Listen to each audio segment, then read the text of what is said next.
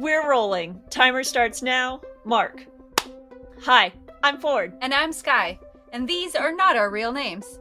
These are our superhero names, and with our powers combined, we formed the writing partnership L. Skyford. Welcome to Booklandia. Today, we're going to review a book, most likely a romance. But before we get much further, did you know you can watch our faces do this episode by subscribing to us on Twitch at L. Skyford or YouTube at L.Skyford? You should really do it. We give good face. And sometimes there's a dog bomb at Ford's house. This is true. For our other socials, you can follow us on Twitter at SkyfordL, on Instagram at L.Skyford. And if you're interested in our book, blog, or even more book reviews, head over to our website, lskyford.com. Lastly, this and every episode are chock full of oversharing and spoilers, and every episode is rated E for explicit. You have been warned. Hello! Hi! I feel like I just attacked you with my gentle hello! Yes, also that, but also hi. It has been a long time since the last time we've done this, and part of my brain is, and part of my face is constantly doing like, am I on the right screen? Am I recording the right thing? Case in point, Am I looking at the right place? Exactly. It's sort of that. So part of my confusion was in fact the are we doing this right? So we're working on that. I'm working on that, on getting back in the groove of it, and being more sure of where all the buttons are. So hi. Hello. Today yeah, go for it. I was gonna say this has been a terrible intro already, so just plowing right on. Today we're talking about Katee Robert's Neon Gods. But first, how are you? Because I'm exhausted. I have like an allergy-based scratchy throat situation, and an allergy-based everything is hard to breathe situation. So yes, I'm gonna agree with I am also tired. I feel like from February to July, you're just allergy weeping in a corner. That is an accurate descriptor of my life in California. Yes. Excellent.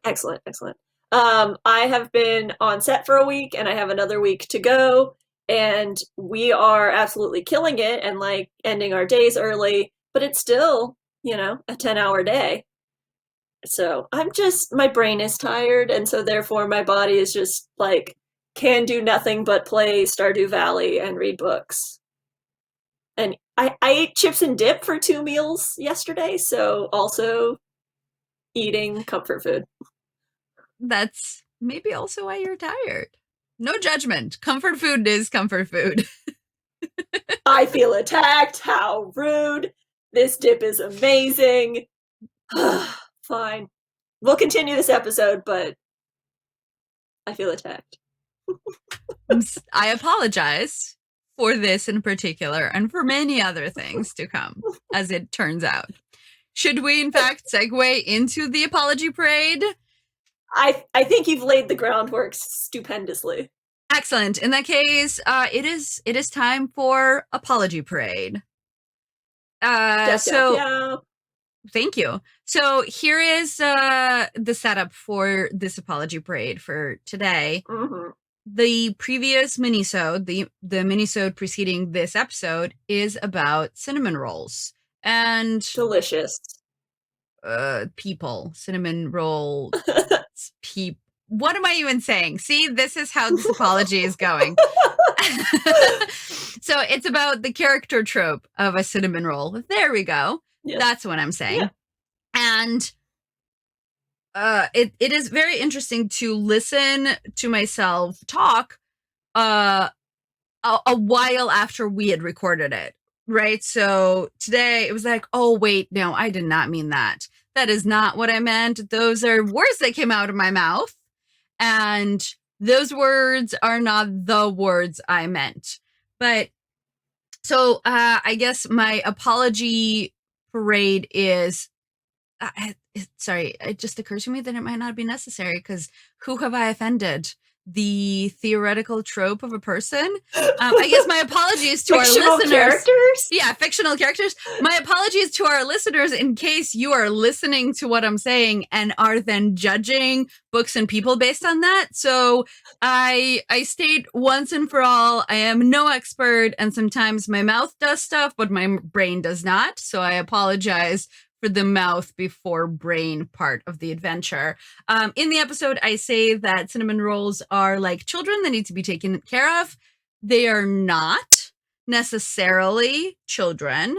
There are characters out there who are children, but the cinnamon roll trope does not imply that the character is helpless. And I think what I was trying to get at is that in a lot of instances, the characters that I really like are ones that are emotionally available and self-sufficient and not pushy, and they stand on their own and they support their partners, but they aren't uh weirdly possessive or animalistically alpha. And that is the definition of a cinnamon roll. And what I was trying to say is that I don't think that people should get a medal for just being good people. And so to me, the character I describe is just a good person. And then, but if it's defined as a cinnamon roll, then it's like a special thing. And I just want everyone. So basically, I just want everyone to be a cinnamon roll because that seems like a good human. So I have no idea where the they need to be taken care of like babies part came from. Possibly, I don't know. I mean, like there are sentences that lead to that, so I see how my brain got there. Then I have no idea how my brain got there. Looking at it now, so again, the apology is for the brain v mouth situation that occurs at my face a lot. Well, this is not a scripted thing, so we're improvising here, and I sure feel like I'm saying words around my foot constantly. Um, what I wanted to add is when we were recording this episode, I could not remember the quintessential like rule of a cinnamon roll. Like when I first heard about it, I was reading a cartoon, like a web comic, and one of the characters was called a cinnamon roll, and they were too good for this world. They're like they just shouldn't exist because they're so like perfect. And that is what I intended to put into that episode as being a characteristic of a cinnamon roll. But it sounds like you highly disagree. But I Well, again, want to point out, uh I huh. want to point out that don't we read stories because they reflect the world we want to see? Yes. So, I absolutely yes. I read stories that I wish existed in the real world. So, having said that, the descriptor of they're too good for this world doesn't work for me because it implies that they would not exist in this world. And I would like to live in a world in which cinnamon roll people exist everywhere, right? So, they shouldn't Right. be too good for this world. They should be just the right amount of good. Do you know No, what they I should mean? be this. No, no, they should be too girl for this world, and this world is trying to deserve it. I guess I also, and I said this before we started recording, I don't think people should get a medal for not being assholes. Like, I decency concur. dictates that, I mean, theoretically, an internal barometer of decency should dictate that you're not going to be a dick. And we don't need a trophy for that. We don't need you're doing great because you aren't being an asshole. But so much of our world and our society is dictated, it's a rewards based system. So if we're not rewarding people for acting right, then they're just gonna go like base nature is going to prevail. So it's just how you train dogs. You treat them when they're doing something good and you shun them when they're doing something bad. So let's reward when people are doing when men step up and do the right thing. We get to say that was the right thing to do. You made me feel safe. Whatever. Please keep doing that and spread the news in your locker rooms. um, yeah, that part. I mean, what you just described is fine. Saying that you're too good for this world, I feel like, is elevating that praise to a level that is too, like, it's like getting a gold medal instead of getting a gold star. I'm very comfortable with giving out gold stars. I'm a lot less comfortable with giving out gold medals because it does feel to me like that's too much positive reinforcement. Um, Too much positive reinforcement. there is such a Sorry, thing I as too like much of a good thing. I just the world, the present reality world The present already reality world. already supports and platforms terrible people. So I feel like giving gold medals to cinnamon rolls is just screaming into the void of terribleness, and we need more of it. The screams need to get louder. Hold on, this metaphor got really weird. But I think you get it. I do. I hear what you're saying, that at this moment we need to be really loud. And if we stick back with my gold stars versus gold medals metaphor, we need to be giving out gold medals right now until such a time as enough people get the memo. And then we get to give out gold stars for being there versus gold medals for the same thing. So yes, I Yes. followed you down the imperfect metaphor road. So yes. Thank you for being in my head more concisely than I am. I'm glad I could help. So shall we conclude this apology parade and just be like, cinnamon rolls are great? Yes, I guess, Or yeah. So again, I think my apology in this instance is not to cinnamon rolls because they're fictional tropes, but to the people who may incorrectly identify cinnamon rolls based on my description of it in our mini-sode. So this is more of a correction parade than it is an apology parade. A deeper dive. Nope. Nah, I got it. I lost it. Deeper dive parade. Yeah. Deep dive parade. Everyone's wearing scuba suits. Okay. That sounds adorable. Okay, let's talk about Katee Roberts' Neon Gods. Yes. Let me show you this cover first. So That's some hot shit. I like this cover a lot. For those of you who are not watching us but are listening to us, it is a dark blue background with a spotlight in purple magenta color illuminating a throne, a leather throne, and it says, "One taste is all you need." Neon Gods by New York Times bestseller Katee Robert. It is an excellent cover, I feel like. Yeah. It Now is having read it, I get very it. good cover. I like the font as well. I'm a font whore, so some good font.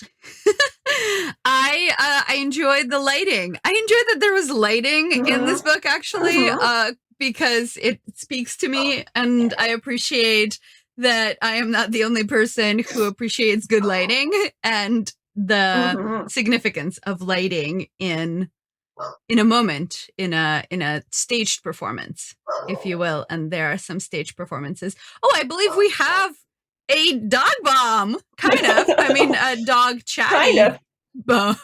bomb. There you go. Very clearly someone is dropping off a package or walking down the sidewalk. Oh, perfect. So just a regular amount of people interactions. Fantastic. Right. She can see a person. So that's what's happening.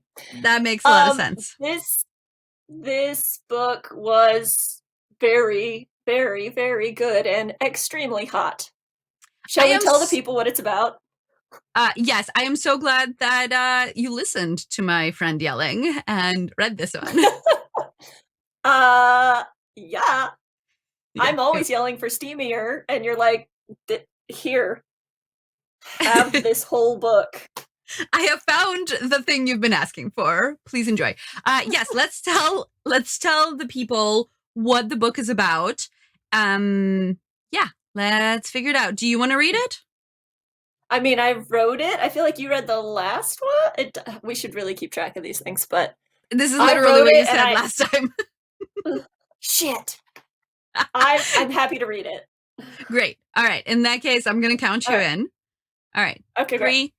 3, 2, 1.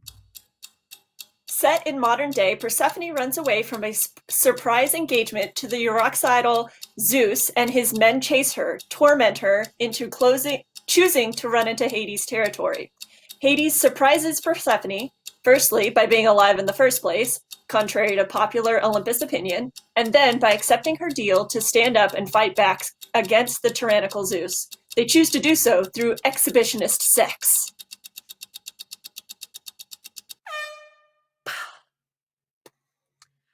I put a lot of hard words in there. Why did I do that? Yes, you did. Yes, you did. Can you tell me what the word Euryxidal means? Yes, Euryxidal. And I had to look it up because I didn't know there was a word for it, is when a husband kills a wife. Okay. Because matricidal is when a woman kills her husband. So, like, I had a whole, like, writing this, I was just, like, angry typing it because I think homicidal is when you is kill a when a man. person kills a person. When a person kills a person. Okay. Matricide is when a wife kills a husband. I Googled it because I was like, why don't we know a word for when a husband kills a wife? I thought, and I'm clearly wrong here, but I thought that matricide was when you killed your mother. Because patricide is when you kill your father. Yes, I thought it was the other way because like Mari being married. Look, I'm not a linguist here. I just Google things.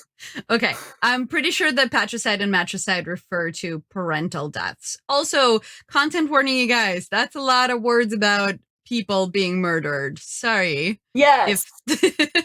You're right. Matricide is killing your own. Yeah. Killing. I'm just gonna do live Googling. Very good. Live Googling. Okay, hold on. While you're doing that, I'm gonna. Oh, don't Google that. Don't. That's a rough one. Yes, don't Google that. Yes, please do not Google it with us. We will do it for you. While you're there's a Wikipedia page called Lists of Types of Killing. So I'm gonna be flagged by the FBI today.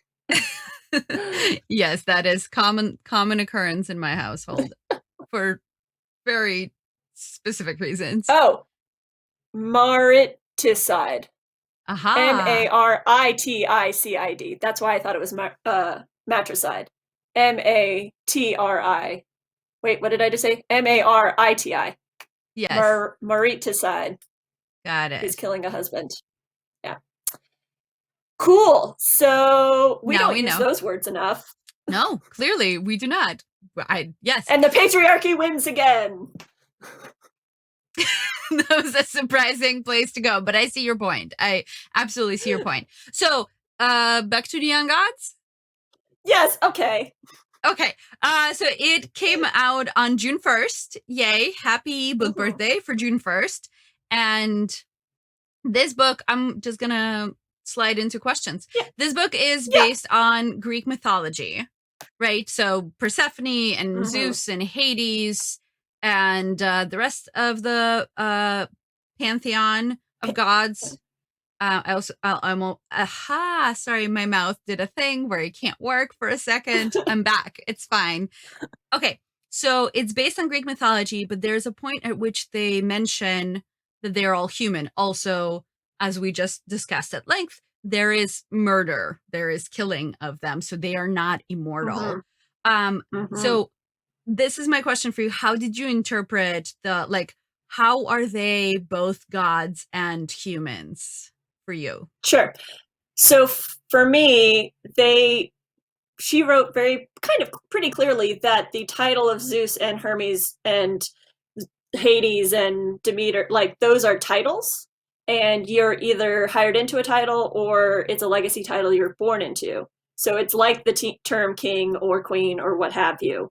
Um, but there is also very light, subtle hints at a soft magic system because there are these borders. There's a border around all of Olympus between the human world, and there's a border between Uptown, which is Zeus's realm, and Lower Town, which is Hades' realm, the underworld, quote unquote.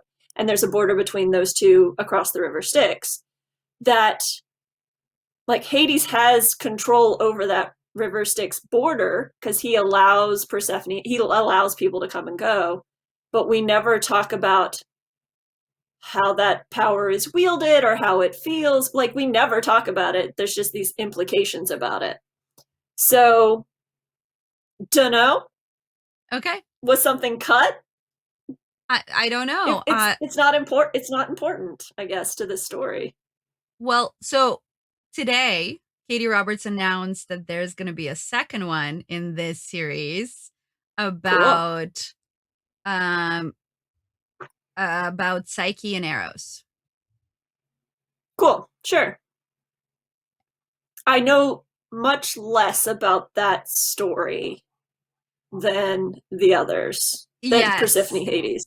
Yes. Or Eurydice and Yeah, Orpheus, which and is Orpheus, yes. yeah. Implied in this book. That story is Right. implied of in it. Yes. So I agree. It's very similar for me insofar as this was soft magic with very little explained, and I feel like it's sort of um it's implied in some ways, because when she crosses the river Styx the first time, she does so barefoot and she cuts her feet, and he says that pain is payment for entry, Mm-hmm. and she asks for sanctuary as she's running towards him. She has to reach out to him in order for her to be able to enter into the underworld. I Mm-hmm. kind of want more about this magic. Like, I want to know this Yeah. world a lot more. But it like, I kept forgetting that they're mortal. It kept slipping my Mm-hmm. mind that they were not gods Yeah. personified. Immortal. Yes, Sure. that they were immortal and Sure. that they would just continue on, but they do not. No. I really liked it, and as having read Lore Olympus, like that was a really great stylistic and story guide in. Like, it was it was a good refresher for me to enter into this book. I was like, oh, this is just like the dirty Lore Olympus. Yes, definitely. In case you guys don't know what we're talking about, there's a book coming out of Lore Olympus that you can pre-order. It's a webcomic. It is published on Webtoons as a weekly serial. Yeah. It's very long. There's a lot I think the book is going to be doorstop width. So, I think it's prepare awesome. yourself. Yes. Me too. It's gonna be gorgeous. It's so gorgeous. Okay. So when Persephone and Hades join forces, they decide to thumb their nose and middle fingers in the air to Zeus. Uh, like, they decide to do that by performing and engaging in public exhibitionist type sex.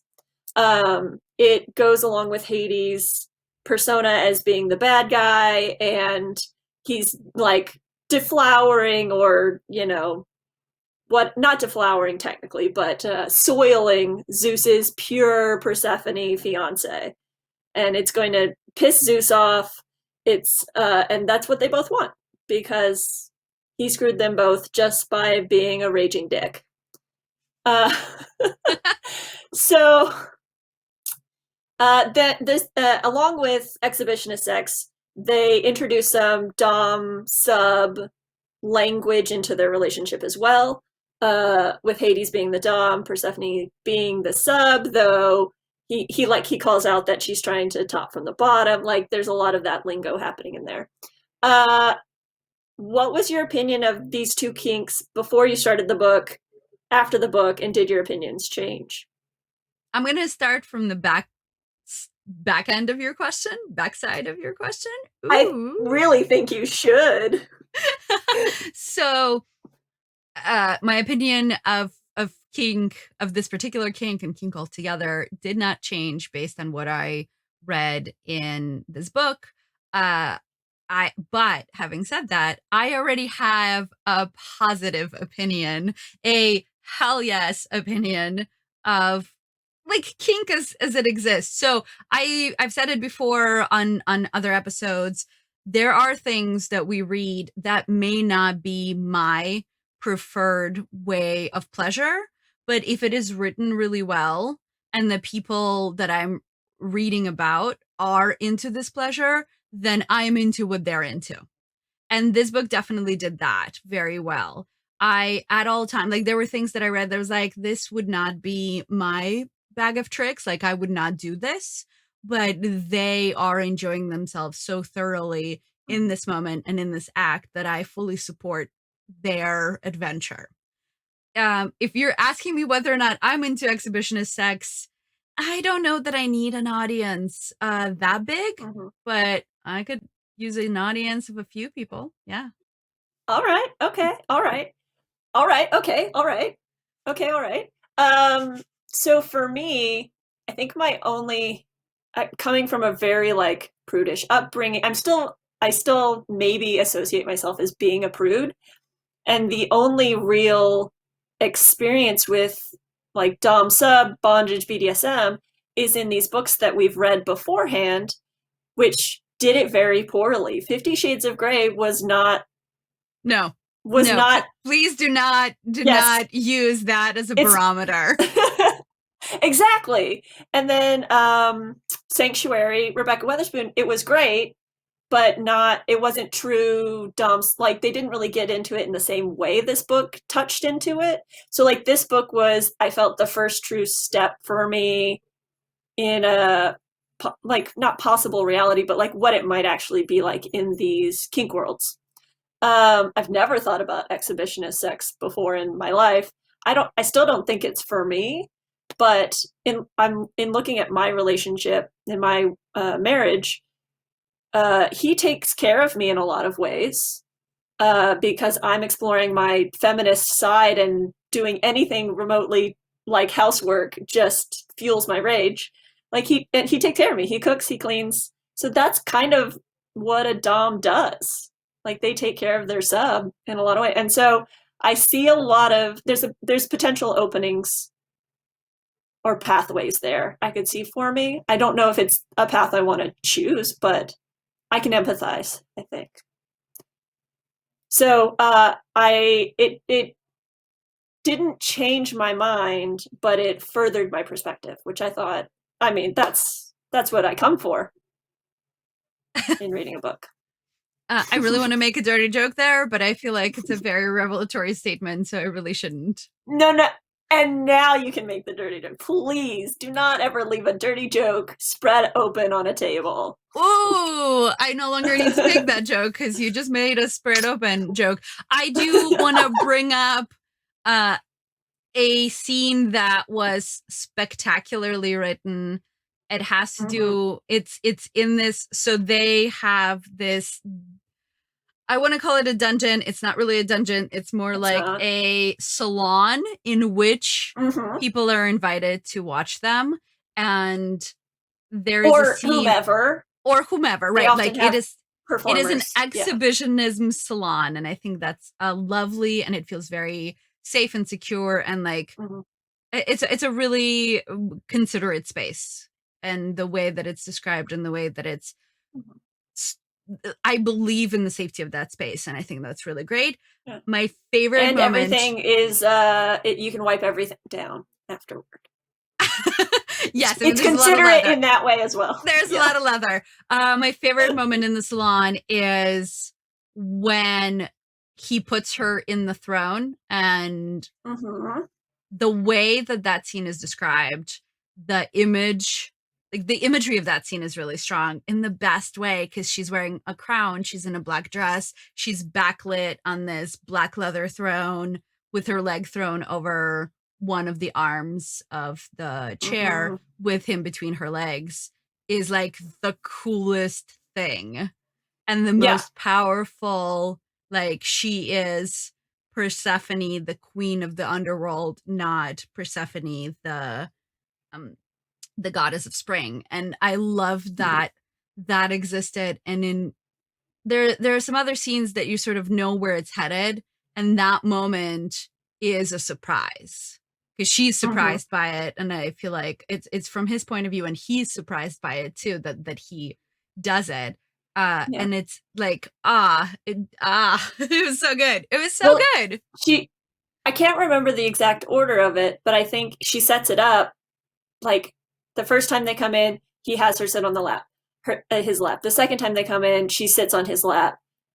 And then it's that scene where instead he like she sits on the throne and he, Well, it you know, starts worships with her.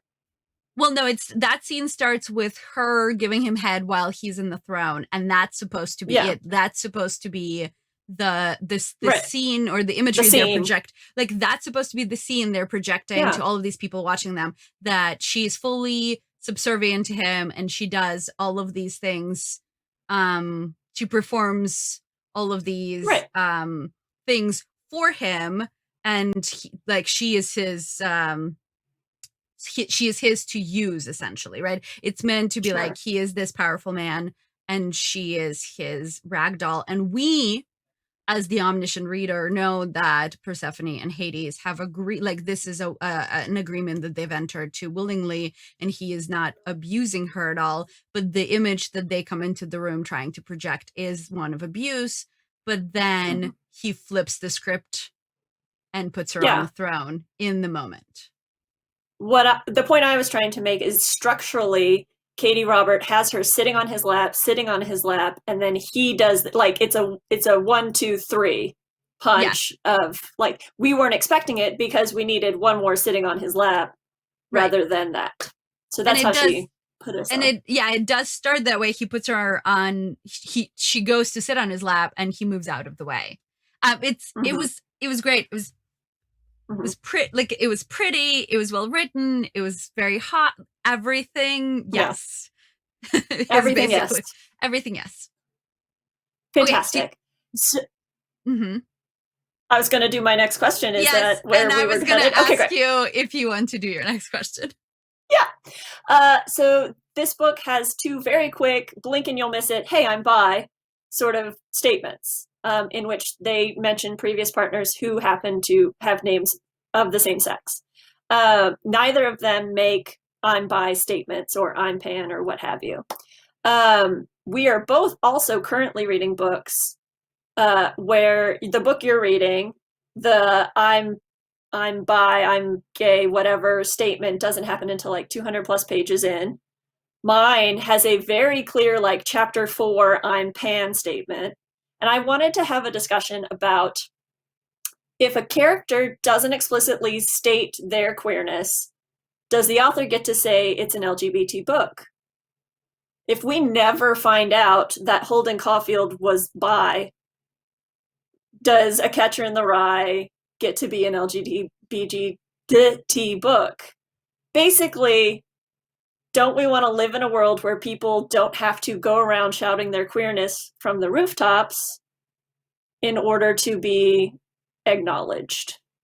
This kind of goes back to our apology parade question. Okay, so much to unpack here. So such a I big know. question. So Yes. first first things first.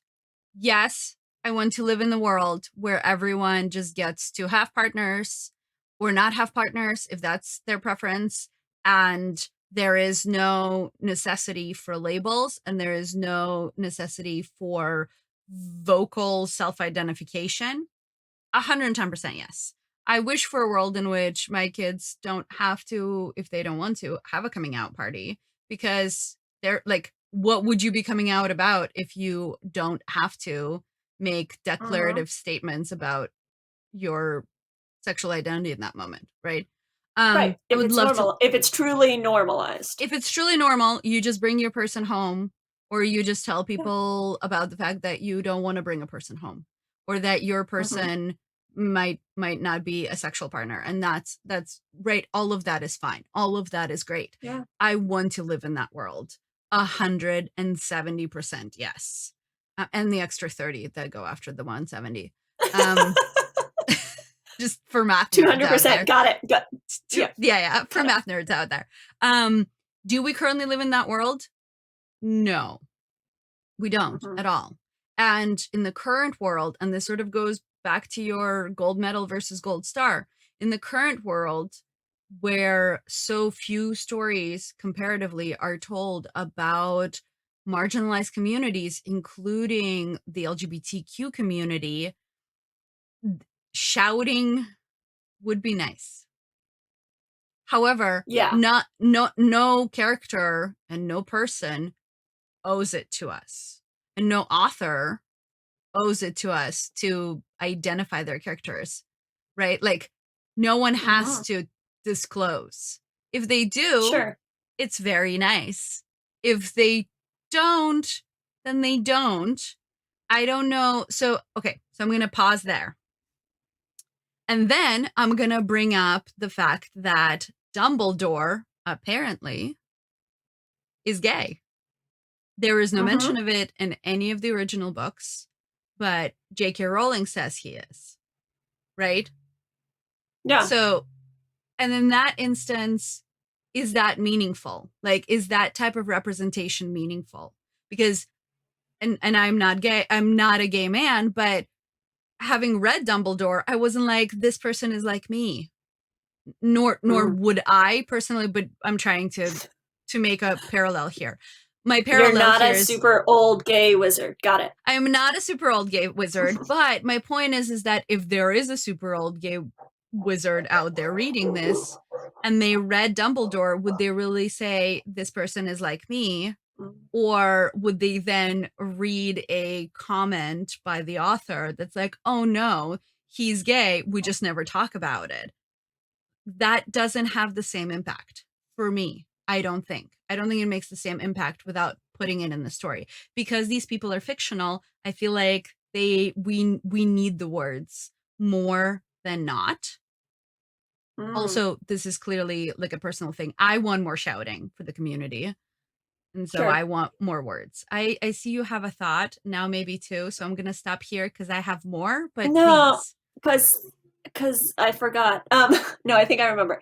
So the reason I thought of this question is because the book you're reading right now, you're like, how she classified this as LGBT, and the character has never said it, and then you eventually got to that point. So So, what I got to is a sentence, one sentence, and the sentence says uh-huh. he might be better at cunnilingus than I am, and I think of myself as an expert.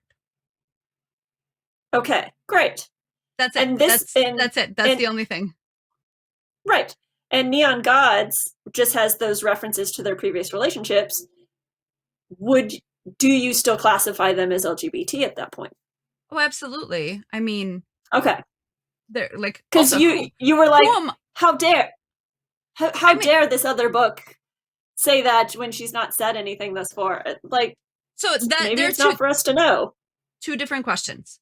And the first Okay. question is whether or not characters that only graze over their sexuality belong in an LGBTQ category. And the answer there is they absolutely belong because every Yes. person Of belongs, course. right?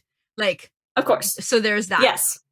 The Yeah. second question is if your character is part of the community, should you, as the writer of that character, make more noise?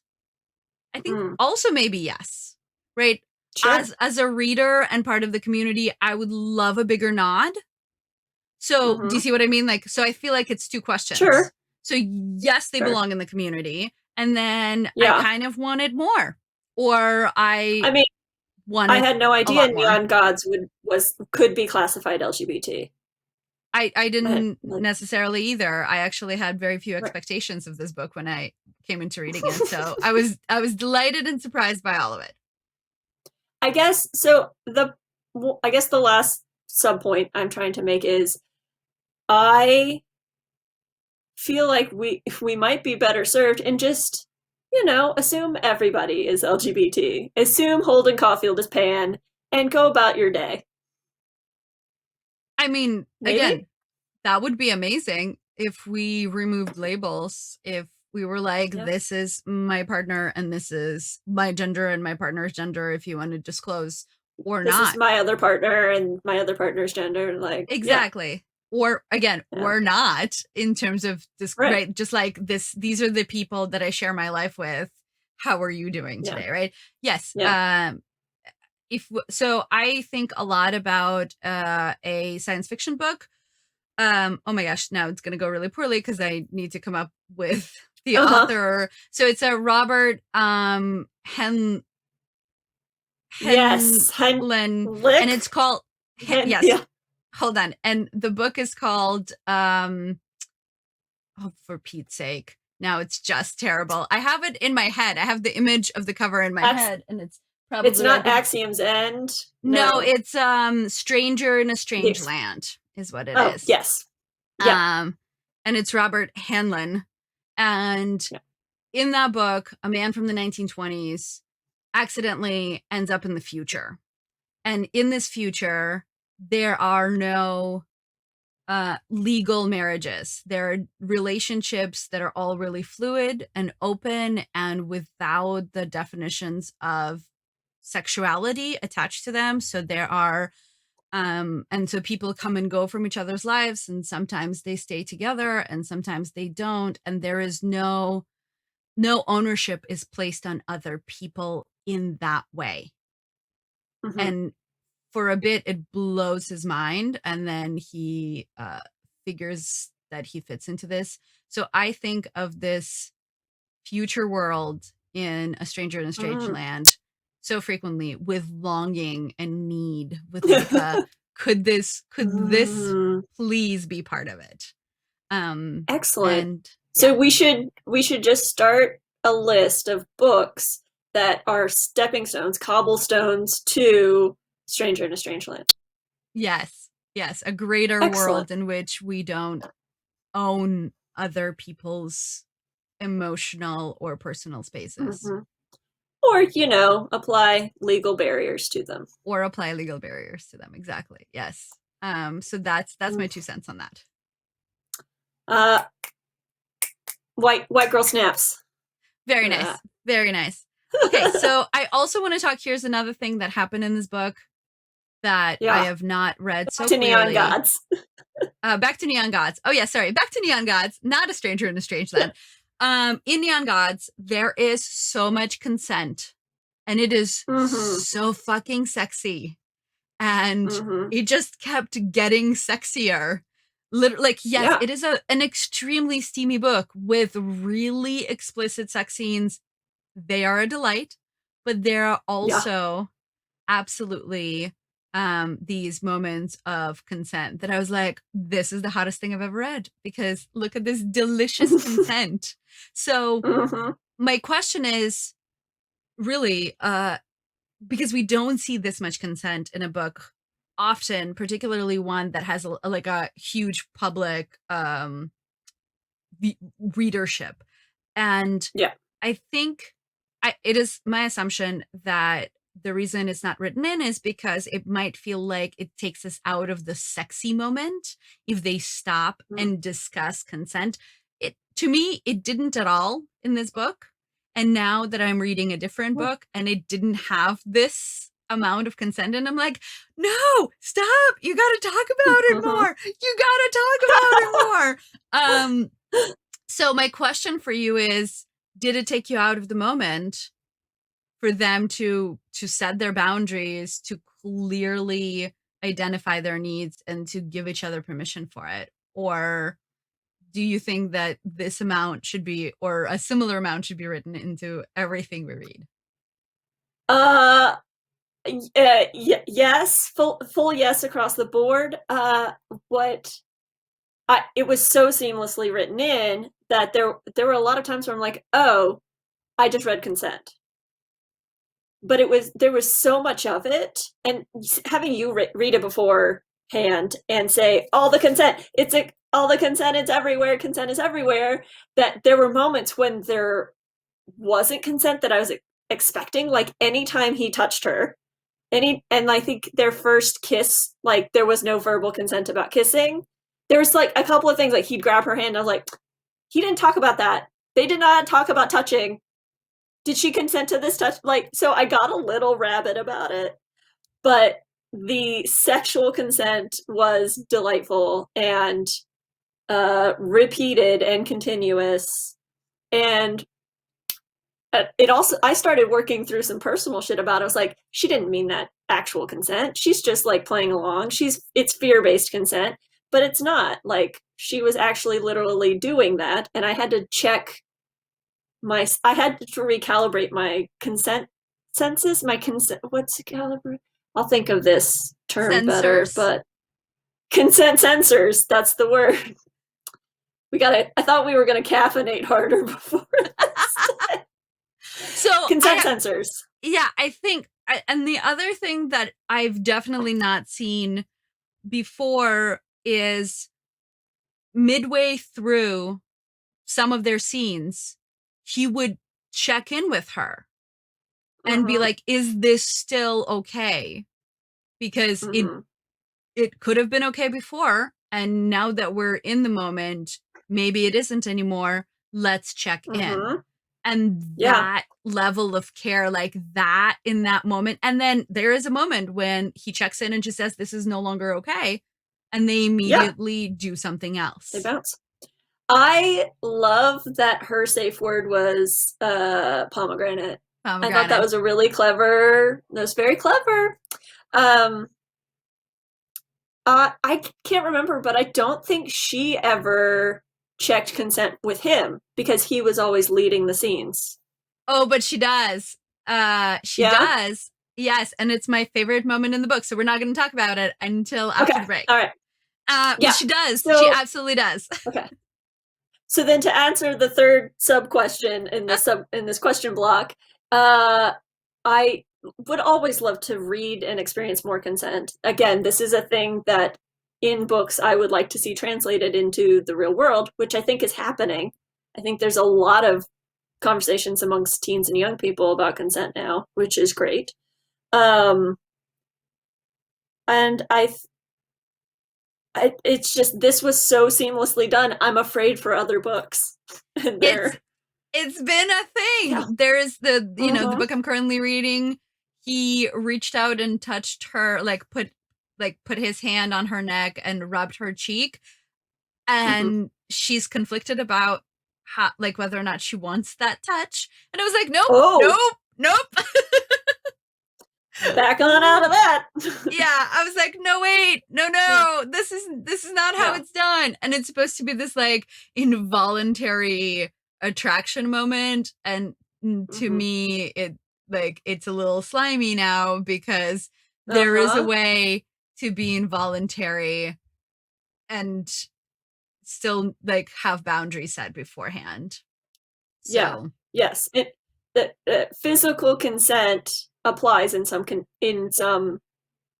conditions.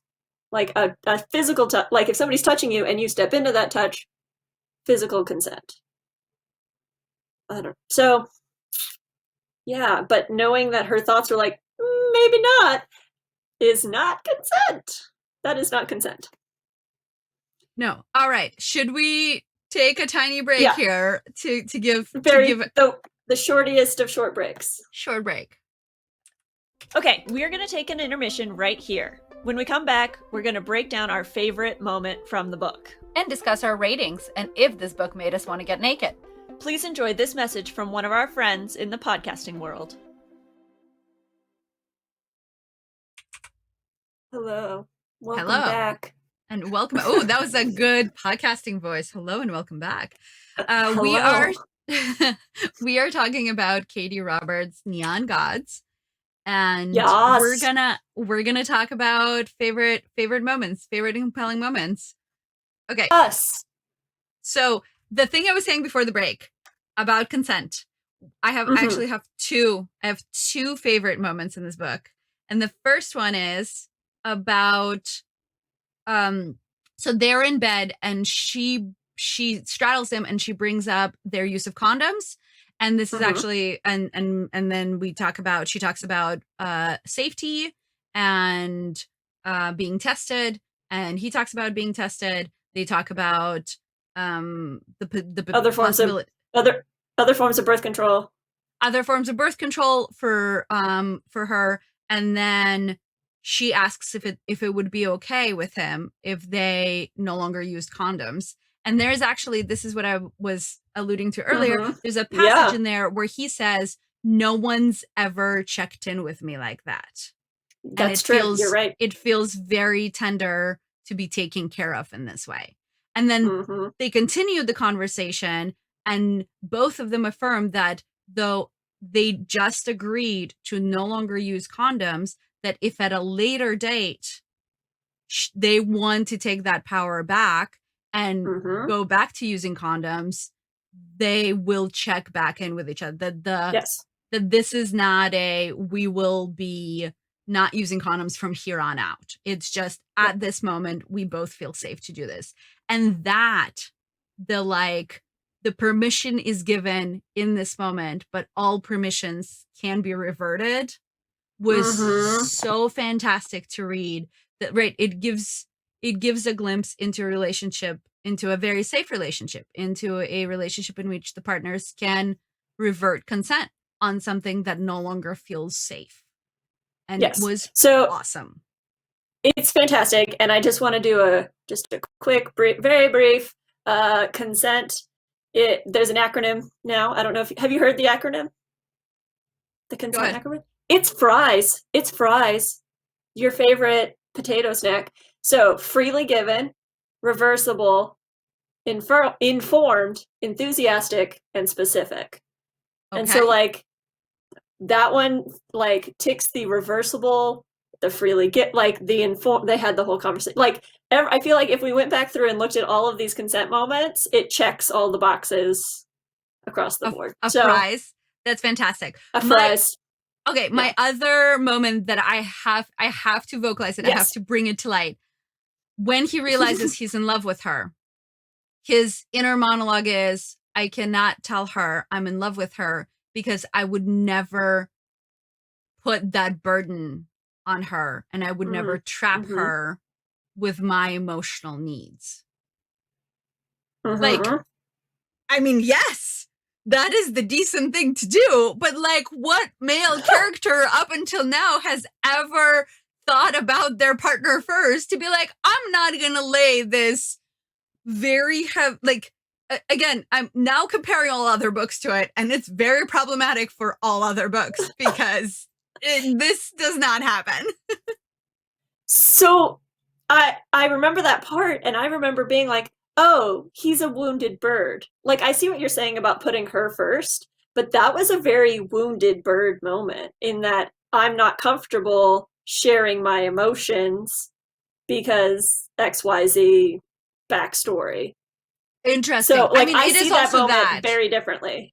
It is also, I mean, it is also that he is also wounded, but I definitely read that moment as he wants to tell her, but not right this Mhm. second, because if he tells her in this second, he's afraid that she will change the course of her life to Mhm. accommodate his needs and feelings.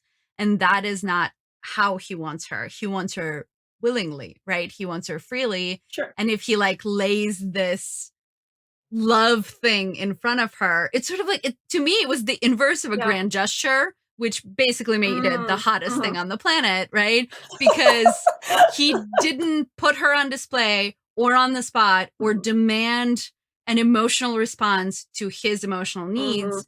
In fact, he was like, I'm gonna hold this bit. And then we find out in her note that she does a very similar thing, that she says, I Mhm. really want to tell you about how I feel about you, but I can't right now because everything else is happening and we need to focus on that. Mhm. So know that a Yeah. conversation is forthcoming, but it isn't there yet. And Mhm. I drooled, cried, and laughed all at the same time. It was a very confusing situation. So and allergies plus allergies This were is just a hot one mess. of everything. It was Amazing. amazing to read. And Fantastic. yeah, so that's where that's at. Great. For me, my favorite part was the structure of the whole book. Very rarely have we read, or I've read, a book where the entire thing was well crafted external conflict.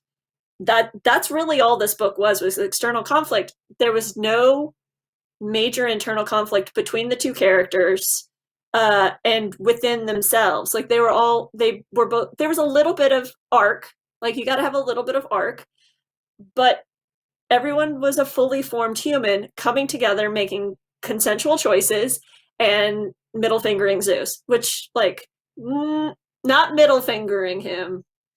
That's dirty. Just but defenetrating him.